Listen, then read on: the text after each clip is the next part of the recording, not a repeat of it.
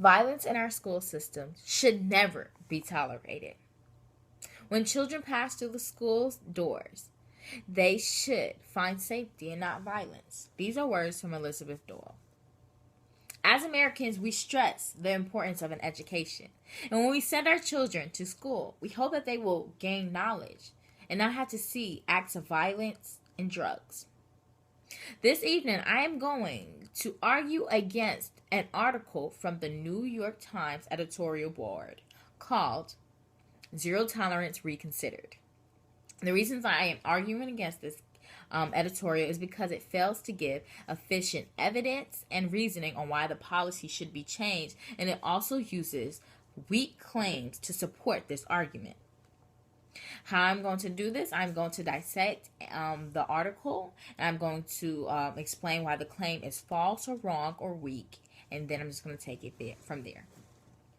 The first claim I'm going to talk about is the article, which was a claim of value. And what it said was, the article argues that the changes of the policy were long overdue. But this claim is a claim that is not represented by the data. According to the data from the U.S. Department of Education, at least 75% of all schools that follow the zero tolerance policy are because have seen serious offenses such as drugs and alcohol. The original purpose of this policy was to keep those very things outside of the school system. So for this article to say that the changes of this policy are long overdue, when really we are still seeing drugs and alcohol and stuff like that it prevents, how can they say that this is long overdue?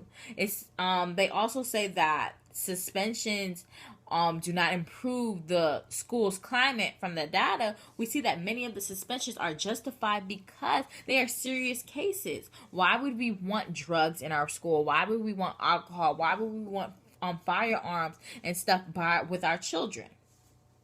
The second claim that this article proposes is that the problem was clear years ago, and they highlight certain cases. Few cases where the policy was too harsh on an individual because of certain circumstances. But this value claim misleads the reader to believe that students that are disciplined under the zero tolerance policy are disciplined harshly for minor crimes, when that's not the case. Many of the cases that are tried under the zero tolerance policy are serious. It's drugs, it's alcohol, it's weapons, and we don't tolerate that stuff. The policy from the beginning, since 1994, stated that if you bring that stuff inside of the school system, the school does not tolerate any type of behavior like that. The editorial highlights these few cases of errors and tries to discredit this whole system, which has been in place for many years, and that's not supported with enough detail to discredit this whole system just because of a few cases. Think about how many schools there are in the nation, how many students there are in the nation. So if you highlight only these few cases, it's not enough data to actually see if that was a good representation of the whole United States. The third claim that this article makes, and it's probably to me one of the most important claims, and it's a claim of policy. And they said that basically that students, schools around the United States should take notice, because one school got rid of the zero tolerance for nonviolent crimes. Now, listen how I said nonviolent. The school system, they saw changes and they saw improvements, but yet the zero tolerance policy was still in place for drugs, alcohol, and firearms. So for this article to highlight this school to make it seem like it's doing better because they got rid of the policy, it's misleading to the reader, because the reader might conclude that because zero tolerance policy is gone, the school is doing better, when in fact it's still there. Zero tolerance is still not accepted for drugs in the school, still not accepted for firearms, and still not accepted for alcohol.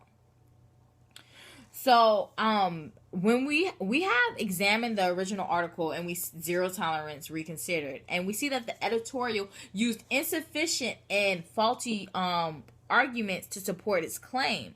As I stated before in the quote before, violence in our school system should never be tolerated. However, in a perfect world, this would be true. But the world is not perfect. And we have to protect the innocents in our youngs from dangers that may come across at any means necessary. Thank you.